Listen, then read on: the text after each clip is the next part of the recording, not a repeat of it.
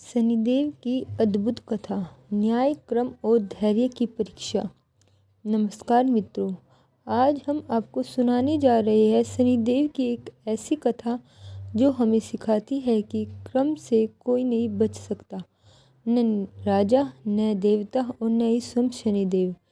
यह कथा है राजा विक्रमादित्य और शनिदेव की। बहुत समय पहले उज्जैन नगरी में एक प्रतापी और धर्मनिष्ठ राजा राज करते थे। राजा विक्रमादित्य, उनके न्याय की ख्याति दूर दूर तक फैली हुई थी। कहा जाता था कि राजा के दरबार में कोई भी अन्याय होकर नहीं जाता था। उसी समय शनिदेव देवताओं और मनुष्य के कर्मों का फल देने का कार्य कर रहे थे। शनिदेव का न्याय अटल था, जो जैसा कर्म करता वैसा ही फल पाता। एक दिन देव सभा में चर्चा हो रही थी, इस संसार में सबसे बड़ा न्याय प्रिय कौन है?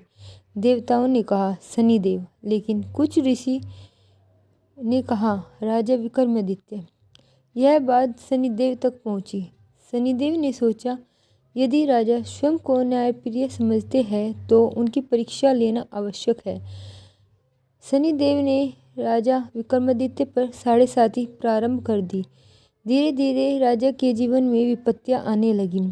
राज्य में विद्रोह, मित्रों का विश्वासघात, धन संपत्ति का नाश।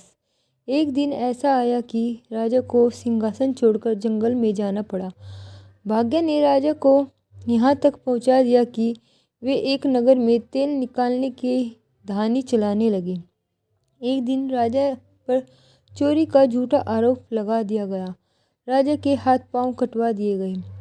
जिस राजा के आदेश से न्याय होता था, आज वही राजा अपमान और पीड़ा झेल रहा था। इतने कष्टों के बावजूद राजा विक्रमादित्य ने कभी भगवान को दोष नहीं दिया। वे कहते, यह मेरे ही कर्मों का फल है। शनिदेव न्याय करते हैं, अन्याय नहीं। राजा का यह धैर्य, यह विश्वास शनिदेव भी देख रहे थे। साढ़े साती पूरी होते ही शनिदेव राजा के सामने प्रकट हुए। शनिदेव बोले, राजन, तुम ही सच्चे न्यायप्रिय हो। कष्ट में भी तुमने धैर्य और धर्म को नहीं छोड़ा। राजा के कटे हुए अंग पुनः ठीक हो गए।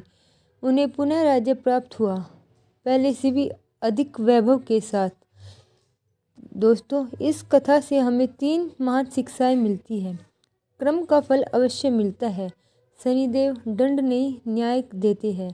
धैर्य और विश्वास सबसे बड़ा बल है। मित्रों, यदि आपके जीवन में कठिन समय चल रहा है तो यह मान लीजिए, शनिदेव आपको तोड़ नहीं रहे बल्कि मजबूत बना रहे हैं। सब्र रखिए, न्याय अवश्य मिलेगा। जय श्री